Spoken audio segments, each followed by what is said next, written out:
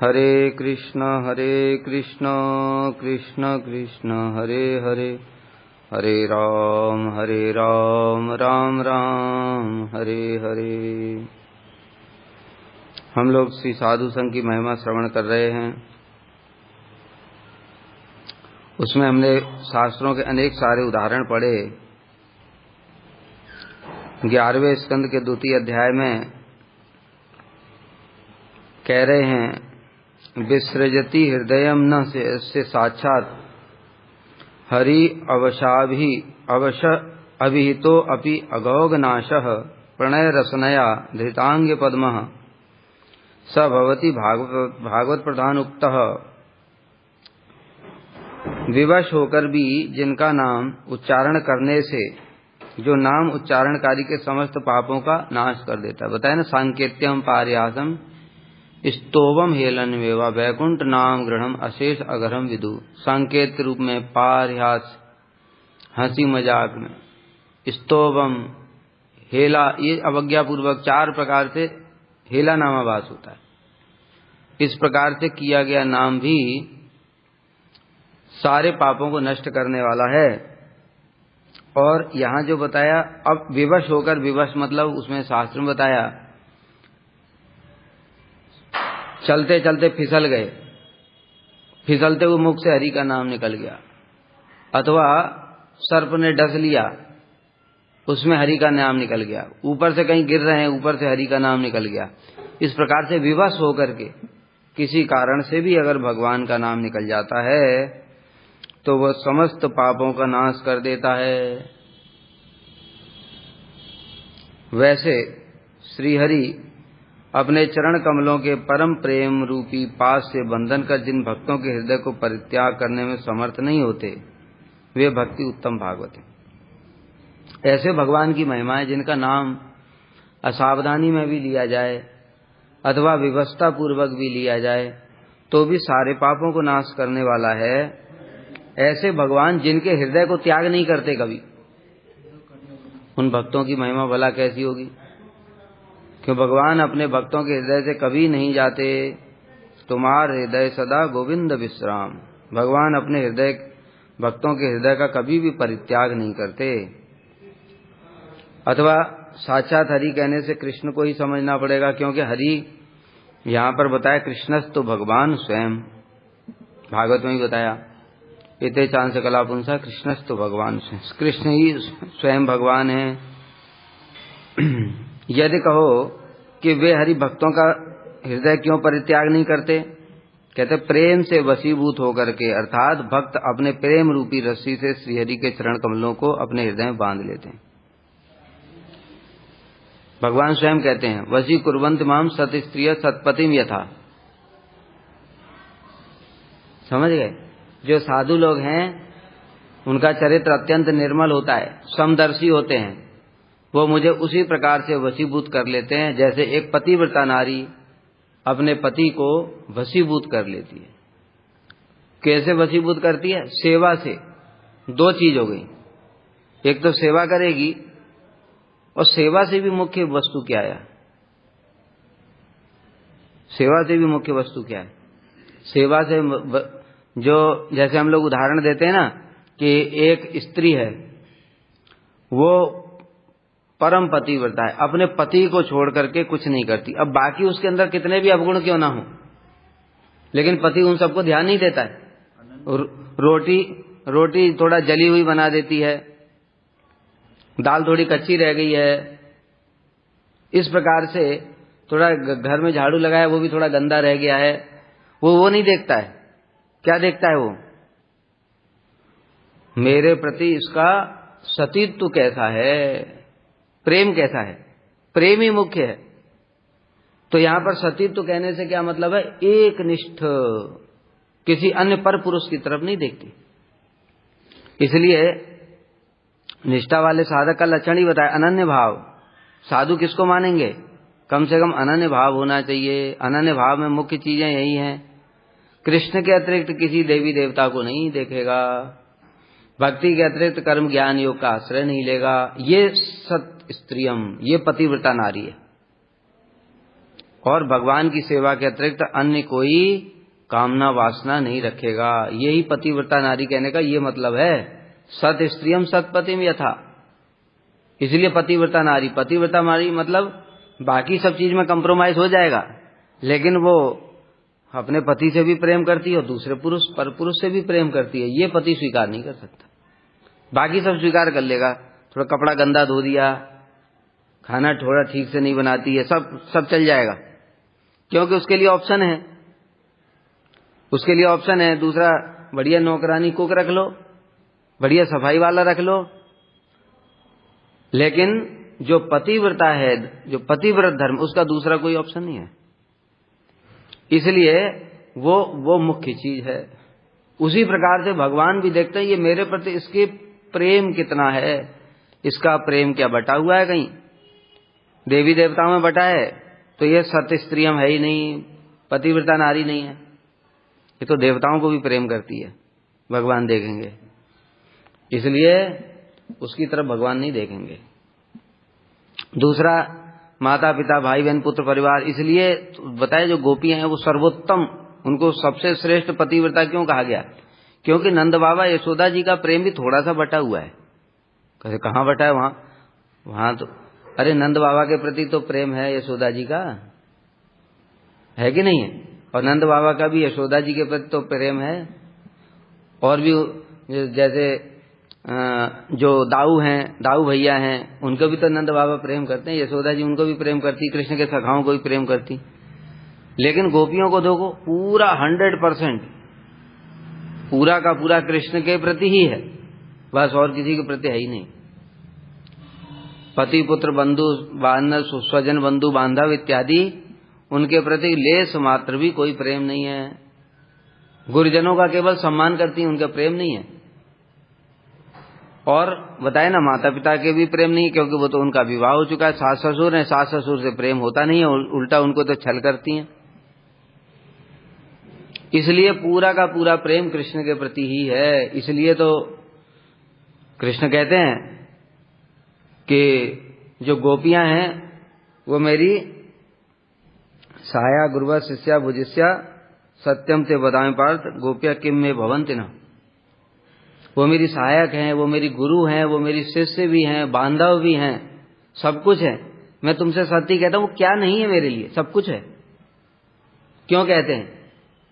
क्योंकि जो जितना अधिक पतिव्रता मतलब जितना एक निष्ठ कृष्ण के प्रति प्रेम है, वो उतना ज्यादा पतिव्रता है। और गोपियों का ऐसा ही है, इसलिए उनके सबसे अधिक वशीभूत रहते हैं। इस कारण से अब समझ में आ रहा है क्यों वशीभूत क्यों उनको त्याग नहीं करते। अब उनको छोड़ के कैसे जाएंगे? इसलिए प्रेम रूपी रस्सी से हृदय में अपने हृदय में कृष्ण के चरण कमलों को बांध लेते हैं। ऐसे भक्ति प्रधान भागवत हैं। स भवती भागवत प्रधान वैसे प्रधान भागवतों की अब यहां पर एक विशेष बात और कह रहे हैं, बड़ा सुंदर उदाहरण दे रहे हैं कि ऐसे जो भागवत हैं वो परम दुर्लभ हैं। कैसे दुर्लभ हैं? बड़ा सुंदर उदाहरण दिया यहां पर। एवं सल्लक्षणा लोके दुर्लभा मानवा कलौ नहि सिंह समूहा वै दृश्यन्ते यत्र कुत्रचित। कैसा उदाहरण दे रहे? ऐसे जो भागवत हैं, कैसे भागवत?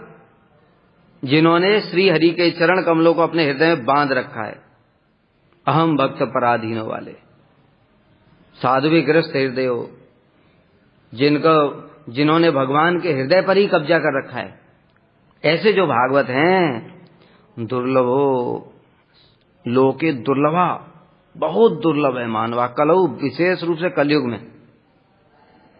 पहले तो क्या होता था, हम लोग पढ़ते हैं भागवत इत्यादि शास्त्र सब, उसमें क्या है सतयुग इत्यादि में कि कुछ नहीं तो नारद जी आ जाते थे इधर उधर से। कभी किसी राजा कोई ऐसा भोग विलास में डूबा, नारद जी इधर से गए और उसको उपदेश देती। अभी नारद जी भी कहीं नहीं आते। किसी सुना कभी कोई राजा को किसी को आकर के प्रधानमंत्री को उपदेश दे करके गए? और भी कोई जो अंगीरा, पुलस्त, ये सब जो भृगु और ये सब जो वशिष्ठ मुनि और ये सब साधु लोग हैं, ये घूमते रहते थे, उपदेश देते, चतुर्सेन आ जाते थे। अभी कहीं कुछ दिखते ही नहीं है, और फिर वो भी नहीं दिखते हैं, और फिर इस जगत में तो भागवत बड़े दुर्लभ हैं। उदाहरण देते हैं, नहीं सिंह समूहा वही दृश्यन्ते यत्र कुचित, यहां वहां जैसे तैसे सिंह नहीं दिखाई देते हैं। सिंहों का समूह बड़ा दुर्लभ है देखना। देखें सफारी में जाते हैं लोग, सिंह देखने के लिए बड़े लालायित रहते हैं, पर दिखता नहीं है, सियार फियार देख करके ही चले जाते हैं। तो इसी प्रकार से इस जगत में भागवत भी बड़े दुर्लभ हैं। हरि भक्ति सुधोदय में स्वयं पृथ्वी देवी कहती हैं, श्रीमद् भागवत में बताया, दुर्लभो मानुषो देहो देहिनाम क्षणभंगुरः तत्रापि दुर्लभम मन्ये वैकुंठ प्रिय दर्शनम। दुर्लभो मानुषो देहो, ये मनुष्य जीवन बड़ा दुर्लभ है। बताया भागवत 3 श्लोकों में बताया। रजो भी समसंख्याता पार्थिव जंतवा तेसाम केचन अंत श्रेयो में। इतने धूल के कण, इतने जीव हैं इस जगत में, कोई गिन सकता है क्या धूल के कण? किसी की सामर्थ्य नहीं है। पार्थिव ये तेसाम ही, उन इतने अनंत जीव हैं, सोचो उनमें से कुछ ही तो मनुष्य हैं जो हमको दिखाई दे रहे हैं। और हम लोग कहते हैं इतने मनुष्य हैं, मनुष्य दिखने में तो अभी तो ज्यादा ही लग रहे हैं। 150 करोड़ तो इंडिया में ही है, चाइना में। लेकिन अगर ये यहाँ पे समुद्र के किनारे जाकर के बालू के कण गिनो, फिर मनुष्य ज्यादा लगेंगे? नहीं लगेंगे ना। इसलिए इतने अनंत जीव हैं। तो उसमें से भी जो दुर्लभ, तत्रापि दुर्लभम मन्ये वैकुंठ प्रिय दर्शन, उसमें से जो वैकुंठ के प्रिय हैं, भगवान के प्रिय जन हैं, वो तो महा दुर्लभ हैं, उनका दर्शन भी बड़ा मुश्किल है। ऐसे भक्तों के दर्शन के फलस्वरूप ही मूल सहित समस्त पाप नष्ट हो जाते हैं। इनके दर्शन पवित्र करे यही तुम्हार गुण। सारे पाप मूल सहित बताया, पाप बीज और अविद्या सब कुछ नष्ट, अविद्या पर्यंत, तथा संपूर्ण सत्कर्मों के संपत्ति रूप बल से ही भगवान श्री कृष्ण में भक्ति उत्पन्न होती है। जब तक ये पाप बीज अविद्या ये सब रहेगा, तब तक कृष्ण में रति मति नहीं होगी। इसलिए इन सब चीजों को पूरा सूक्ष्म रूप से समझो। कैसे निष्ठा वाले साधक की निरंतरता आती, अनर्थग्रस्त वाले की निरंतरता क्यों नहीं आ पा रही?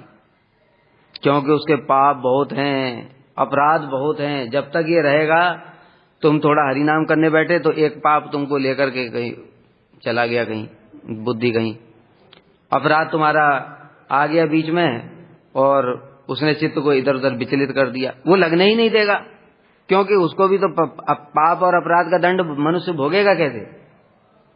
अगर भगवान में चित्त आविष्ट हो गया तो वो तो नष्ट हो जाएंगे सारे, लेकिन भगवान को दंड भोग कराना है। अभी क्या करेंगे? इसलिए चित्त लग ही नहीं सकता है। कृष्ण में चित्त आविष्ट हो गया तो सब कुछ भस्म हो जाएगा। इसलिए जो पुराना कुछ है उसको अब दंड भी भोगना है, उसको शुद्ध करना है। अभी साधक को पिटाई कर करके तब उसको वैराग्य कराना है। इसके लिए ये सब रहता है।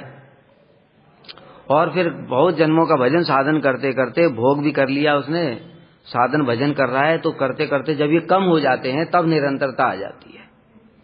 दोनों एक साथ नहीं होगा। तुम्हारे पाप और अपराध भी हैं, भजन में निरंतरता भी है, ऐसा नहीं होगा। विशेष रूप से अपराध अगर प्रचुर हैं तो निरंतरता आ ही नहीं सकती है। अपराध के फलस्वरूप नाम प्रभु अपनी शक्ति ही प्रकाशित नहीं करेंगे। जब तक नाम प्रभु शक्ति प्रकाशित नहीं करेंगे, तुम भजन में माया के घर में रह करके तुम भजन में निरंतरता कैसे ला सकते हो? घर माया का और तुम भजन कर लोगे? संभव ही नहीं है। कैसे संभव है? नाम प्रभु की कृपा से। नाम प्रभु की कृपा से संभव है। देखो उदाहरण देखो, प्रहलाद जी हिरण्यकश्यपु के घर में रहते हैं, महाअसुर महातामसिक त्रिलोक विजयी। वहां भजन करना तो दूर की बात है, भजन की बात को सोचना भी अलाउ नहीं है। ऐसी जगह पर भी प्रहलाद भजन कर रहे हैं, क्यों? नाम प्रभु की कृपा है। इसी प्रकार से हरिदास ठाकुर को देखो, चारों ओर यवनों का राज्य है, वो भी ऊपर से यवन कुल में जन्म लिए, लेकिन फिर भी भजन कर रहे हैं क्योंकि नाम प्रभु की कृपा है, 3 लाख नाम करते हैं, तो इसलिए नाम प्रभु की कृपा के बिना कोई भी निष्ठा में प्रवेश नहीं कर सकता। और जब अपराध बहुत हैं तो नाम प्रभु कृपा करेंगे क्यों? और जब वो कृपा नहीं करेंगे तो तुम कितना भी कोशिश कर लो, हमारे साधन से थोड़ी निरंतरता आ रही है। हमारे साधन से निरंतरता आने वाली नहीं है। हमारा साधन से ऐसे करते रहे तो कोटि जन्म लग जाएंगे। इसलिए नाम प्रभु कृपा करते हैं तब निरंतरता आ जाती है, माया प्रभाव नहीं डाल पाती, तब वो लगातार भजन कर पाता है। नहीं तो हम में से कौन ऐसा व्यक्ति है जो सुबेरे मंगल आरती में नहीं जगना चाहता? कौन ऐसा व्यक्ति है जो 64 माला नहीं करना चाहता, जो भजन करने के लिए आए? वो तो ये सब करना ही चाहते हैं ना, लेकिन फिर भी नहीं कर पा रहे हैं क्योंकि असहाय है, माया प्रबल है। और माया क्या प्रबल है? अपराध और पाप बहुत हैं पुराने, नाम प्रभु कृपा कर ही नहीं रहे हैं। उनको पता है इसने इतने अपराध किए, इनका दंड तो भोगेगा, तभी तो होगा, तब मैं कृपा करूंगा। और जब तक वो पुराने छूटते नहीं तब तक नए और कर देते हैं। इसी प्रकार से लूप में चल रहा है। वो लूप से बाहर निकल करके पुराने खत्म जैसे ही हो जाएंगे तुरंत निष्ठा आ जाएगी, क्योंकि नाम प्रभु तो कृपा करना चाहते हैं। भगवान बैकुंठ में गोप कुमार को क्या बोले? अरे गोप कुमार, मैं तुमसे ज्यादा मैं व्याकुल हूं तुमसे मिलने के लिए, लेकिन क्या करूं? मैंने वो जयंत के रूप में मैं ही तो था। मैंने तुम्हारे लिए क्या क्या नहीं किया। हर जगह पर जो गोप कुमार जा रहे हैं वहां पर सब जगह भगवान उनको कृपा कर रहे हैं। तो भगवान तो व्याकुल है, लेकिन उनका भी सिस्टम है ना, क्या करें? इसी प्रकार से नाम प्रभु तो कृपा करने के लिए ही है जगत में, लेकिन करें क्या? जीव अपने भोग वृत्ति के कारण अपराध करते ही जा रहा है, फिर कुछ नहीं हो सकता। गीता में भगवान ने स्पष्ट बोल दिया, ये शाम त्वंतगतम पापम जनानाम पुण्य कर्मणाम ते द्वंद्व मोह निर्मुक्ता भजन्ते माम दृढ़व्रता। स्पष्ट एक एक चीज बिल्कुल क्लियर है। ये शाम त्वंतगतम पापम, जिनके पाप नष्ट हो गए हैं, जनानाम पुण्य कर्मणाम, पुण्य कर्म उदित हो गए हैं। पुण्य कर्म कहने से यहां पर क्या होगा? पुण्य कर्म से कभी भक्ति नहीं हो सकती। पुण्य कर्म कहने से भक्ति उन्मुखी सुकृति, भक्ति उन्मुखी सुकृतियां जिनकी उदित हो गई हैं, पाप प्राय प्राय नष्ट हो गए हैं। ते द्वंद्व मोह निर्मुक्ता, वही द्वंद्व और मोह से भी निर्मुक्त हो सकते हैं। नहीं तो अंदर द्वंद्व और मोह बना रहता है, बताए ना, पाप और अपराध रहने से मन सब समय भ्रमित रहता है। ये ठीक है, ये ठीक नहीं है, ये ठीक है, ये ठीक नहीं है, ऐसा करूं तो ऐसा हो जाएगा। ये सब द्वंद्व मोह चित्त में चलता ही रहता है। उसका कोई इलाज नहीं है। उसका इलाज भजन ही है। बस जैसा है वैसे ही करते रहो और नया मत करो। बस नया पाप और नया अपराध नहीं होगा, पुराना धीरे धीरे खत्म हो जाएगा। भजन के प्रभाव से अपने आप से द्वंद्व मोह निर्मुक्त हो जाएंगे, उनकी बुद्धि स्थिर हो जाएगी। और बुद्धि स्थिर होते ही भजन्ते माम दृढ़व्रताः, में दृढ़ता पूर्वक फिर भजन करेंगे। यही प्रोसेस है, इसके अलावा कोई दूसरा प्रोसेस नहीं है। ऐसे ही करना पड़ेगा। वे सुख दुख आदि द्वंद्व के मोह से, बताओ दुख से ऐसा कौन सा व्यक्ति जो विचलित नहीं हो जाता? हमने तो सबको देखा है। जरा सा भी कुछ बुखार आ जाता है, उनकी सारी निष्ठा निकल जाती है, फिर आरती में नहीं आएंगे, कीर्तन में नहीं आएंगे, कथा में नहीं आएंगे। जबकि बड़े आश्चर्य की बात है, हमको देख करके बड़ा आश्चर्य होता है। बुखार में तुम खटिया पे पड़े हुए हो, कमरे में पड़े हुए हो, तो यहां आकर तुम कौन सा हल ही चलाना है? तुमको ये बताओ जरा। कथा में आकर के कौन सा हल चलाएंगे तुम? कौन सा तुमसे यह फावड़ा चलवाया जाएगा? यहां भी तो बैठोगे, वहां भी तो बैठे ही हो। आश्चर्य की बात देखो, कथा में नहीं आएगा, किंतु कीर्तन में नहीं आएगा। कहते वो बुखार है, और वहां पर बैठ करके पड़ा रहेगा, कुछ नहीं करेगा, मोबाइल चलाएगा। ये कौन सा बुखार है? तो यहां भी तुम्हें क्या करना था? कौन सा तुमसे मेहनत करवाई जा रही थी? खाली बैठ करके सुनना ही तो था। वो भी नहीं होगा। क्यों? द्वंद्व मोह निर्मुक्ता, अभी द्वंद्व से मोह से मुक्त नहीं हुए। ये दुख और सुख इसको इतना विचलित कर देते हैं। ये माया है ये। और ये माया ने ऐसा भ्रमित बुद्धि क्यों किया? क्योंकि अभी उसके अपराध बहुत हैं। इस कारण से वही हम दूसरे साधकों को भी देखते हैं, उनको बुखार हो चाहे कुछ भी हो, तो बुखार है तो क्या हो गया, कोई फर्क थोड़ी पड़ रहा है, चल फिर तो रहा ही हूं। तुम बुखार है डॉक्टर के पास नहीं जाते क्या? डॉक्टर के पास क्या उड़ करके जाते हो? चल कर ही तो जाते हो। जाओगे, ऑटो में बैठोगे तो शरीर तो चल फिर ही रहा है। तो मैं रूम से और मंदिर में कितना टाइम लगता है? वो तो 10 सीढ़ी उतरना है बस। तो क्यों नहीं बैठूंगा? या फिर वहीं जाकर के वहीं कमरे के सामने चेयर निकाल करके वहीं बैठ के सुनूंगा। उनकी स्थिति ऐसी है, वो किसी भी दशा में कथा कीर्तन हरि नाम नहीं छोड़ते। बेड पे गिर पड़े तो क्या हुआ? लेटे लेटे हरि नाम करूंगा। किसी शास्त्र में ऐसा मना नहीं किया कि लेट के हरि नाम नहीं कर सकते, वो भी अस्वस्थ अवस्था में। किसी भी अवस्था में, कहीं न देश नियमस तस्मिन् न काल नियमस्तथा न उच्चिष्टादो निषेधो अस्ति। और वो क्या सोचेगा? ऐसे कभी हरि नाम नहीं करेगा, मूर्ख कहीं का। और जब बीमार हो जाएगा तो सोचेगा अरे मैं बीमार हो जाऊंगा, हरि नाम करूंगा तो नींद आ जाएगी, प्रमाद बस हरि नाम करना अपराध है ना, इसलिए नहीं करूंगा ही नहीं। ऐसी बुद्धि घुमाती माया। देखो, एक तो पहले ही नहीं करता है, ऊपर से और विपरीत दिशा में जाती है। और दूसरा जो निष्ठा वाला साधक है वो ये सब समय सोचेगा किसी समय हरि नाम नहीं छोड़ूंगा। महाप्रभु ने क्या शिक्षा दी है? गोपाल गुरु के माध्यम से सब समय हरि नाम करना है। मलमूत्र त्याग करते समय भी हरि नाम करूंगा। बीमार हो जाऊं, पड़ जाऊं बेड पे, कैसे भी हो जाऊं, नींद आ जाएगी, फिर क्या, उठूंगा फिर करूंगा, फिर सो जाऊंगा, क्या फर्क पड़ता है? नुकसान क्या है? तो निष्ठा वाले साधक की बुद्धि ऐसी ते द्वंद्व मोह निर्मुक्ता, क्योंकि वो द्वंद्व और मोह से मुक्त हो चुके हैं। दृढ़व्रता, इसलिए भजनते माम दृढ़व्रता, वो नहीं छोड़ सकता कुछ भी, वो करता ही रहेगा चाहे कैसे भी हो, किसी भी अवस्था में क्यों ना हो। 10वें स्कंद में भी कहा गया है क्या कहा है 10वें स्कंद में? सुनते हैं। दान व्रत तपो होम जप स्वाध्याय संयमई श्रेयोभि विविधैश्च अन्यै कृष्णे भक्तिर्हि साध्यते। यहां पर देखो कह रहे हैं इस श्लोक में जीव दान व्रत तप होम जप वेदाध्ययन संयम अन्य अन्य विधि मांगलिक अनुष्ठानों द्वारा कृष्ण भक्ति का साधन करते हैं। यद्यपि पहले बताया जा चुका है ये जो दान यज्ञ दान व्रत तप ये सब कर्म है, और कर्म के द्वारा भगवान कभी भी वशीभूत नहीं होते। न साधयति माम योगो न सांख्यम धर्मोद्धव न स्वाध्याय तपः त्यागो यथा भक्तर ममोर्जिता। ये एक तरफ बताया, और दूसरा यहाँ पर विपरीत बता रहे हैं। अब देखो, दान व्रत तपोम जब स्वाध्याय संयमी, इसे शास्त्र में जगह जगह विपरीत बातें हैं।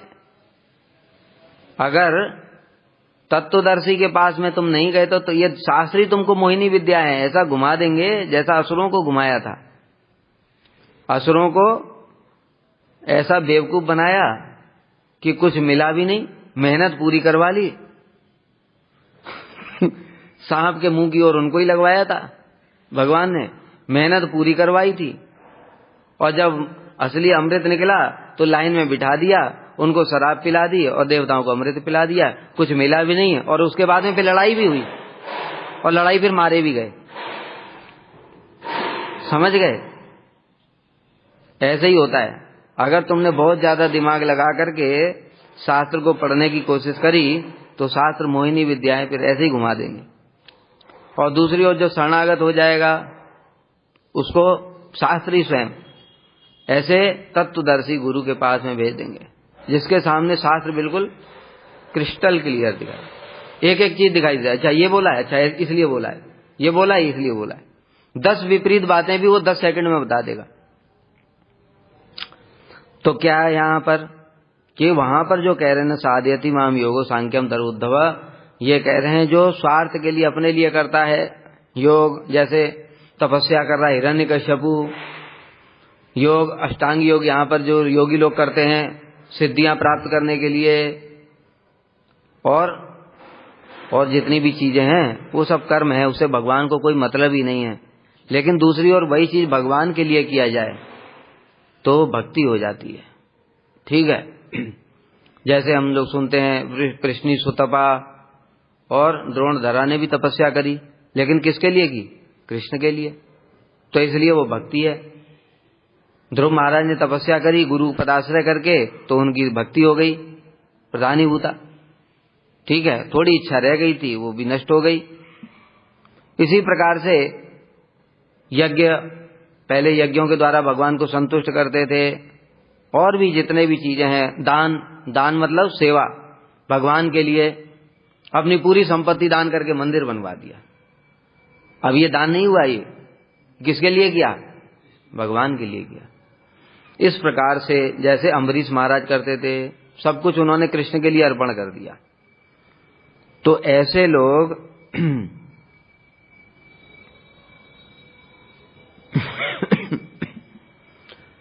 ऐसे लोग जो कृष्ण भक्ति का साधन करते हैं, वो कृष्ण को वशीभूत कर लेते हैं। योग वासिष्ठ में कहा गया है, योग वासिष्ठ में क्या कह रहे हैं?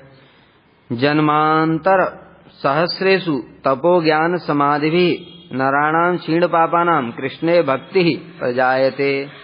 यहां पर भी इसको ऐसे ही समझना पड़ेगा। जन्मांतर सहस्रेषु, हजारों हजारों जन्म के बाद, तपो ज्ञान समाधि, तपस्या के द्वारा, ज्ञान के द्वारा, समाधि के द्वारा, नराणाम क्षीण पापानाम, जिन मनुष्यों के पाप क्षीण हो गए हैं, कृष्ण भक्ति प्रजायते, उनके हृदय में कृष्ण भक्ति प्रकाशित हो जाती है। अगर ये बात सही होती तो हिरण्यकश्यपु के तो हृदय में भक्ति प्रकाशित हो जाती, क्योंकि उसने जैसी तपस्या की वो तो न भूतो न भविष्यति। इसलिए दोनों बात का सामंजस्य करना पड़ेगा। तपस्या से, शुष्क से, तपस्या से कुछ नहीं होगा। शुष्क तपस्या से पाप नष्ट नहीं होने वाले, ठीक है। ये तपस्या कहने से मतलब क्या है? भगवान के लिए की गई हो तब। और ज्ञान इत्यादि भी, ज्ञान भी यहां पर ऐसे ही है। हम ब्रह्मास्मि करोड़ों कल्प तक भी करते रहो तो भक्ति नहीं हो जाएगी।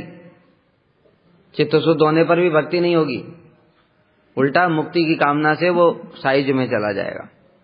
समाधि के द्वारा, तो समाधि के द्वारा अगर भक्ति हो जाती तो सौबरी ऋषि की तो हो जाती भक्ति, तो उन्होंने क्यों गरुड़ जी को शाप दे दिया? बताओ, भगवान के जो प्रिय पार्षद हैं, भगवान जिनके ऊपर बैठ करके सब जगह जाते हैं, उनको ही शाप दे दिया।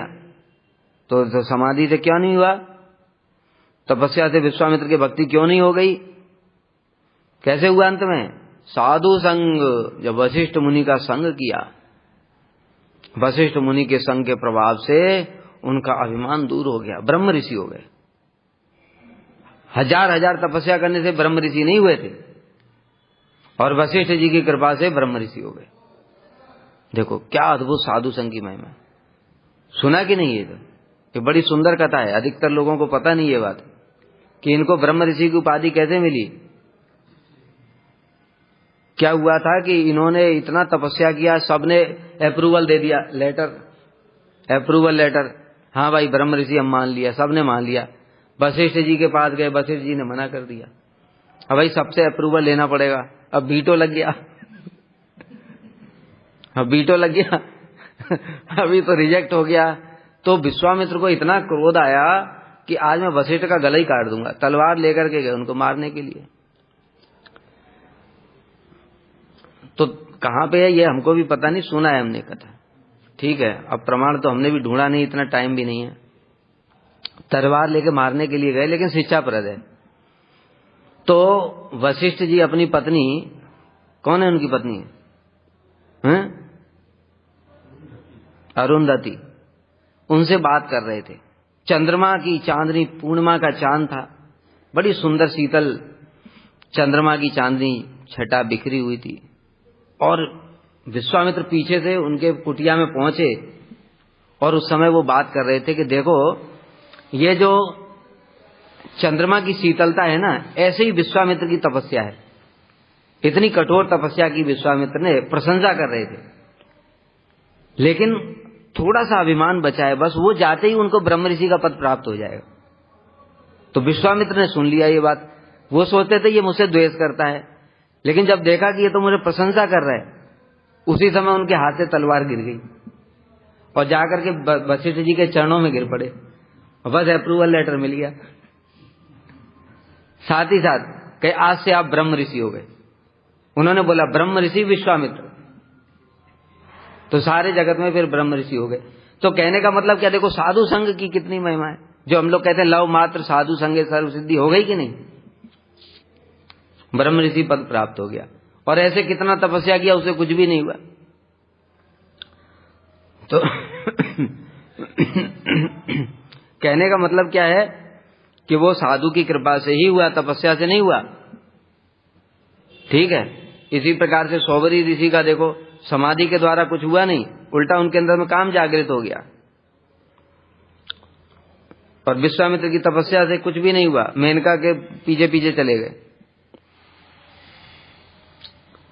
तो यहां पर जो जीव दान व्रत तप इत्यादि के द्वारा जहां भक्ति की बात कही गई है, वहां पर तपस्या ज्ञान और समाधि के द्वारा पाप नष्ट करने की बात कही गई है। मतलब अंदर में पाप बीज अविद्या सब नष्ट हो जाता है। वो भगवान की तपस्या, भगवान के लिए यज्ञ, भगवान के लिए जो कर्म किए जाते हैं, वो उनकी बात कही गई, वो भक्ति स्वरूप होते हैं।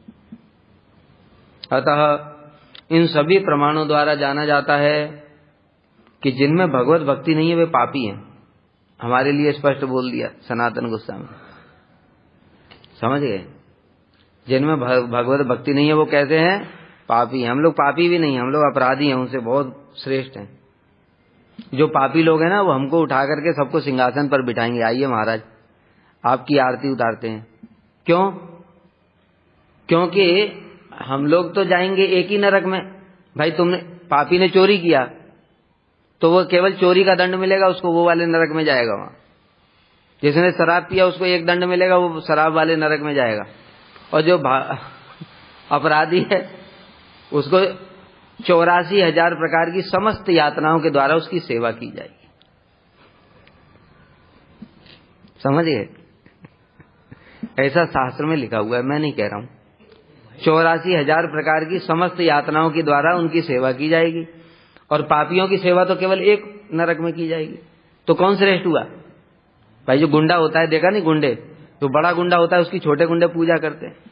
तो इसलिए सारे पापी मिलकर के अपराधियों की पूजा करेंगे। इसलिए भाई अपराध मत करो, भजन करना है तो साधु सावधान। किंतु आत्म तत्व के ज्ञान में अनुरक्त व्यक्तियों का ज्ञान ही भक्ति है, ऐसा भी नहीं कहा जा सकता। अब यहाँ पर यह बात का खंडन कर रहे हैं कि ये जो आत्म तत्व वाले हैं, हम ब्रह्मास्मि, जीव ही ब्रह्म है, या ब्रह्म अलग है जीव अलग है, तो भी आत्म तत्व के उसमें जो डूबे हुए हैं वो लोग भक्ति नहीं है। योग वासिष्ठ आदि के वचनों में व्यक्त हुआ है, तप ज्ञान और समाधि ही भक्ति के साधन हैं। श्रीधर स्वामी ने अपनी टीका में लिखा है, ज्ञान भक्ति की मध्यवर्ती क्रिया मात्र है। इस विषय में गीता ही प्रमाण है। क्या बता रहे हैं गीता में? गीता में बता रहे हैं, तेषां सततयुक्तानां भजतां प्रीतिपूर्वकं ददामि बुद्धियोगं तम येन माम उपयान्ति ते। तेषां सततयुक्तानां, देखो भगवान के जो भक्त सतत निरंतर, और जो बताए ना निरंतर, वो निष्ठा से नीचे नहीं आता है। इसलिए बुद्धि योग कोई अनर्थग्रस्त साधक अगर आकर के बोले मेरी बुद्धि स्थिर हो गई है, तो वो मूर्ख बना रहा है या माया ने उसको ठग लिया, उसको ऐसा प्रतीत हो रहा है, परंतु संभव नहीं है। सबसे मुख्य बात देखी जाएगी भजन में निरंतरता। और भजन में निरंतरता का मतलब एक और है, कल 16 माला तुम कर रहे हो, भजन में निरंतरता का गारंटी नहीं है। भजन में निष्ठा का मतलब क्या है? अब तुम्हें कर्म संसार की कोई बात अच्छी नहीं लगेगी, तुम सब समय भगवान की भक्ति में लगे रहोगे, वो निरंतरता है। खाली 16 माला किया बाकी 24 घंटे में, और उसके बाद में तुम अपना पूरा पति पत्नी इनके सब मौज मस्ती कर रहे, घूम रहे फिर रहे, संसार में पैसा कमा रहे हैं, और 16 माला कर लेता है। ये निरंतरता नहीं है, ये इसकी भजन में ही निष्ठा नहीं है। क्योंकि जो भजन में जिसकी निष्ठा हो जाएगी उसको संसार अच्छा ही नहीं लगेगा। फिर संसार अच्छा नहीं लगेगा तो सारे दिन मौज कैसे करेगा? वो सब समय व्याकुल रहेगा, कैसे इसको छोड़ूं, फिर थोड़ा और टाइम मिल जाए, थोड़ा और टाइम मिल जाए, सब समय भजन के लिए सोचता रहेगा। ये निरंतरता है। फिर वो क्या है, भले ही 16 करे, कभी हो सकता है वो भी ना करे, सेवा कर रहा है, कीर्तन कर रहा है, कथा कर रहा है, सब समय भक्ति के अंगों में लगा रहेगा। निरंतरता ये है। ऐसे 2 घंटा भक्ति में दिया और 22 घंटे संसार में दिया, और निरंतरता हो गई। थोड़ा सा हुआ, निष्ठा में थोड़ा सा प्रवेश हुआ, मतलब 10% निष्ठा है, समझ गए? ऐसा नहीं 0 भी नहीं है, थोड़ा निष्ठा है, क्योंकि 16 माला छोड़ता नहीं है ना, धीरे धीरे बढ़ेगा धीरे धीरे बढ़ेगा, पर कितना बढ़ेगा उसके ऊपर ही है। अगर तीव्र भजन करेगा तो जल्दी बढ़ जाएगा, नहीं तो हजारों जन्म भी ऐसे ही 10% में ही चले जाएंगे। तो कह रहे हैं तेसाम सतत युक्तानाम, निरंतर भजताम प्रीतिपूर्वकम, प्रीतिपूर्वक मेरा भजन करते हैं।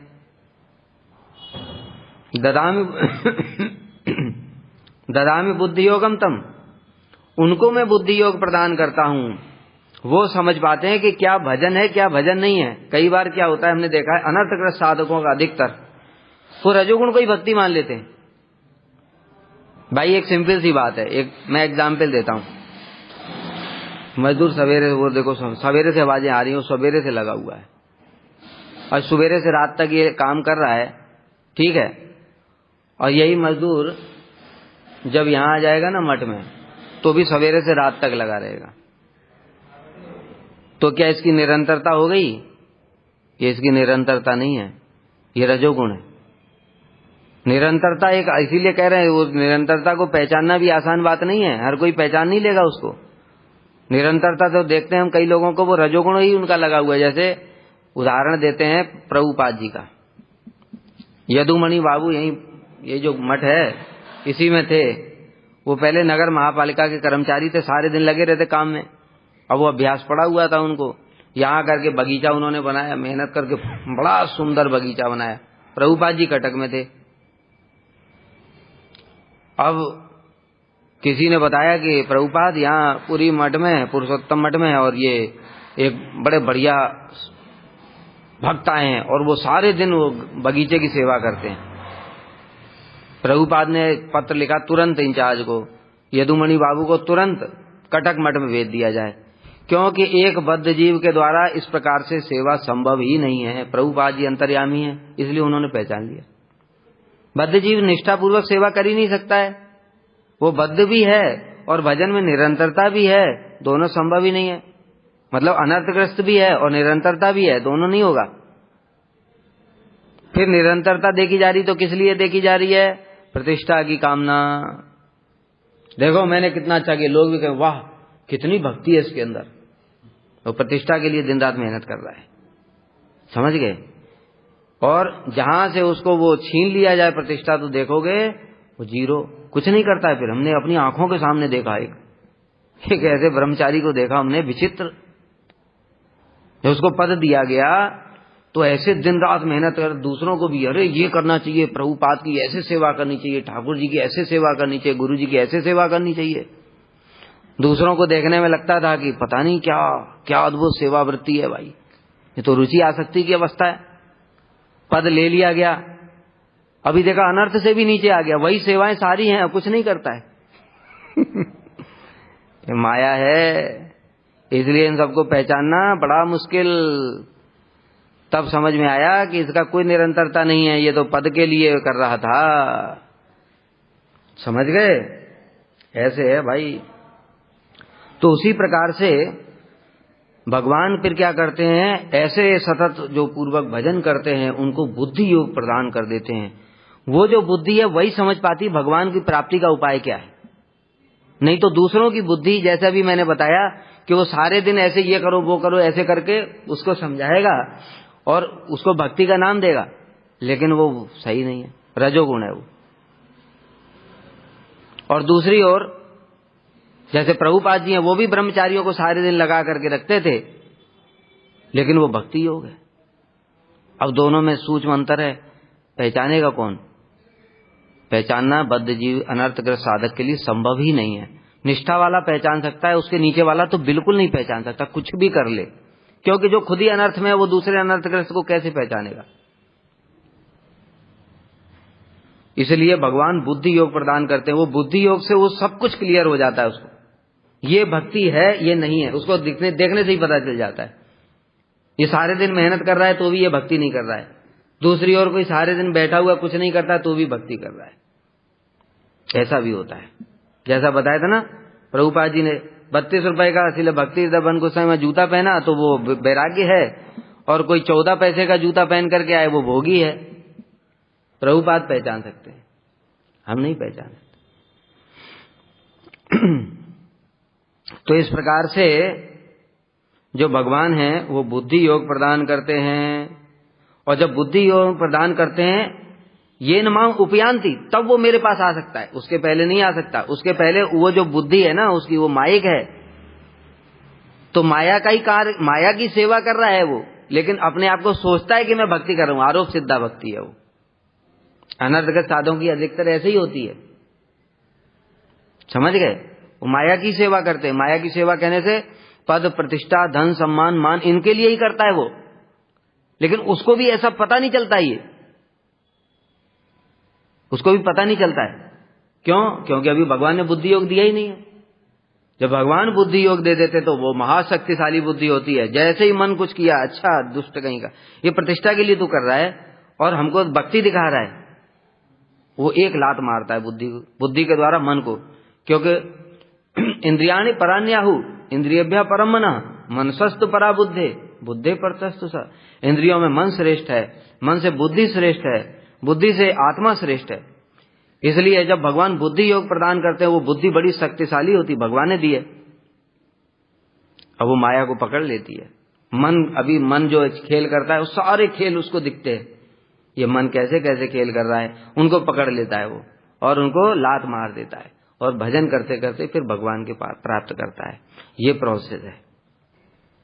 भगवत गीता में बताया, मेरे नित्य संयोग की अभिलाषा से जो प्रीति पूर्वक मेरा भजन करते हैं उन सबको मैं बुद्धि योग प्रदान करता हूं, जिसके द्वारा वे मुझे प्राप्त करते हैं। गीता में ऐसा बता दिया। मेरे भक्त इन सब तत्वों को जानकर मेरे भाव को प्राप्त करते हैं। इन सब तत्वों को कैसे जान पाएगा? ददामि बुद्धि योगम तम। ये पता, एक एक चीज रिलेटेड है। गीता कोई आदमी क्यों नहीं समझ पाता है पता है? कुछ पहले अध्याय में बताया, कुछ 5वें में बताया, कुछ 7वें में बताया, कुछ 9वें में बताया, कुछ 18वें। वो सबको सामंजस्य करना पड़ता है। कहीं भगवान कर्म की बात करते करते कुछ भक्ति की बात कर देते हैं, कहीं भक्ति की बात करते करते भी कर्म की बात कर देते हैं, कहीं कुछ भी कर देते हैं वो। ये गीता में ऐसा है।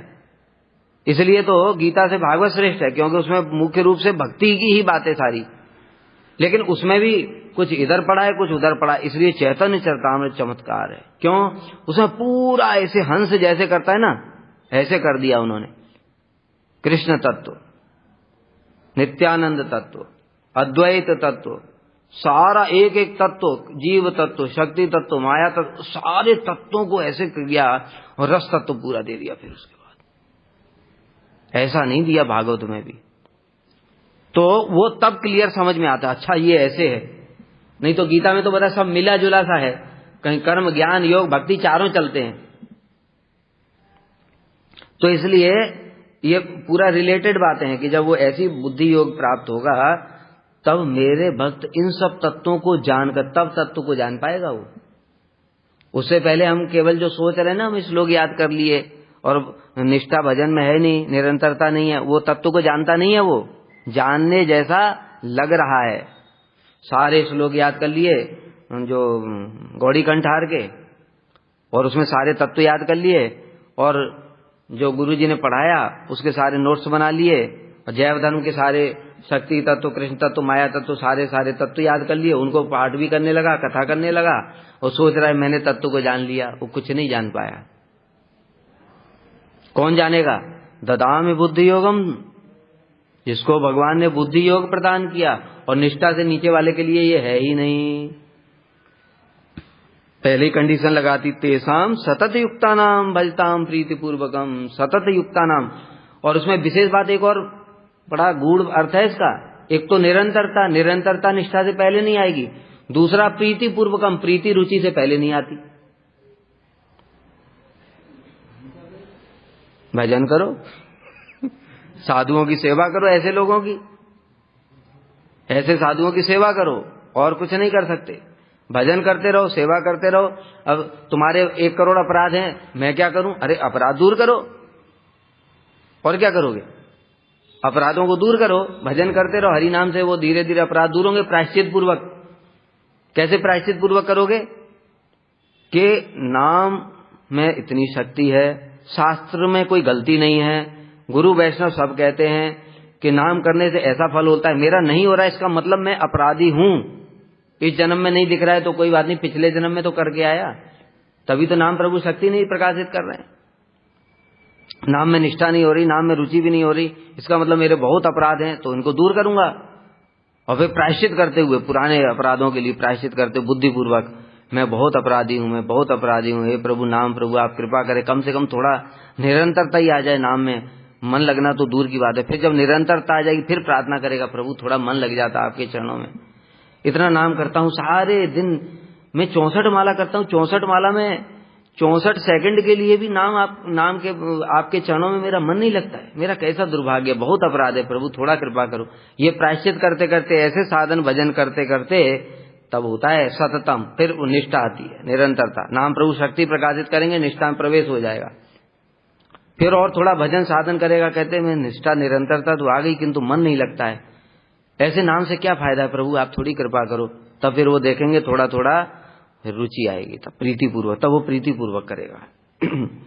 तब प्रीतिपूर्वक तब जाकर के बुद्धि योग उसको प्राप्त होगा। निष्ठा में थोड़ा थोड़ा बुद्धि योग मिल जाता है, वो शास्त्र की बातों को समझ लेता है, इधर उधर क्या क्या कहाँ पर कैसे क्यों बोला गया है, क्या भक्ति है क्या भक्ति नहीं है, कौन भक्ति का दिखावा कर रहा है कौन नहीं कर रहा है, निष्ठा वाला पहचान लेता है। निरंतरता वाले को साधारण मत समझो, क्योंकि उसके अंदर माया से लड़ने की भी शक्ति है। क्या बताया माधुर्य कादम्बनी में, निष्ठा वाले साधक के अंदर काम क्रोध मोह लोभ मद मात्सर्य रहने पर भी उसका कुछ बिगाड़ नहीं पाते। माया के तो यही अस्त्र हैं, ये हैं फिर भी कुछ बिगाड़ नहीं पा रहे। इसका मतलब क्या है, माया से लड़ने की कितनी शक्ति आ चुकी उसके अंदर, तो महाबलशाली है। जो शक्ति विश्वामित्र के अंदर नहीं थी 60,000 साल तपस्या करके भी छन छन हुआ, तो वो भी छन छन हो गए। और ये इसके अंदर ये सब है फिर भी कुछ नहीं बिगाड़ रहे। इसका मतलब क्या, नाम प्रभु ने इसको कृपा करी है, नाम प्रभु की कृपा से ये सब होने पर भी कुछ नहीं बिगाड़ पा रहे, इसलिए साधारण नहीं है। तो ज्ञान ही भक्ति है ऐसा नहीं कहा जा सकता, तथा युक्ति संगत भी नहीं है। गीता में भगवान कहते हैं वे सभी प्राणियों के प्रति समदर्शी होकर प्रेम लक्षण युक्त मेरी भक्ति को प्राप्त करते हैं, और वे भक्ति के प्रभाव से मेरे स्वरूप और मेरी विभूतियों से तत्वतः अवगत होकर अंत में मुझे ही प्राप्त करते हैं। इस प्रकार से ज्ञान और भक्ति में भेद दिखाई देता है, ज्ञान अलग है भक्ति अलग है। वो बताए ना श्लोक,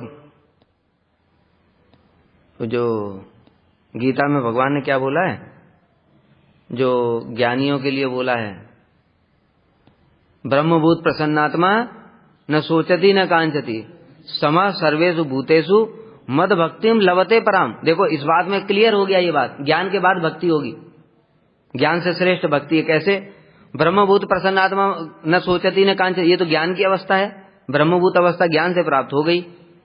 जिसको ऐसी अवस्था प्राप्त हो चुकी है, न सोचती न कांचती, न इच्छा करता है न शोक करता है। उसके बाद बताया, उसके बाद क्या बताया, समा सर्वेषु भूतेषु, समस्त भूतों में समान रहता है, ये ब्रह्मभूत अवस्था है। बाद में फिर मद भक्तिम लवते पराम, तब बाद में मेरी भक्ति को प्राप्त करता है, पराभक्ति को। कैसे, साधु संग से। यहां बताया ना, इसलिए गीता में समझ में नहीं आता, क्यों क्लियर नहीं बताया मद भक्ति लवते, कैसे प्राप्त करेगा ये तो बताया ही नहीं। फिर भागवत में बताया फिर ये सब बातें, समझ गए। अतः यह निर्धारित हुआ कि आत्म तत्व के उपासक सन्यासी समस्त भक्तों से भिन्न हैं। जो आत्म तत्व के उपासक, जो सन्यासी, ज्ञानी और ज्ञान सन्यास और कर्म सन्यास, ये सब ये भक्तों से अलग है। वांछा कल्पतरुभ्यश्च कृपा सिंधुभ्यैव च पतितानां पावनेभ्यो वैष्णवेभ्यो नमो नमः।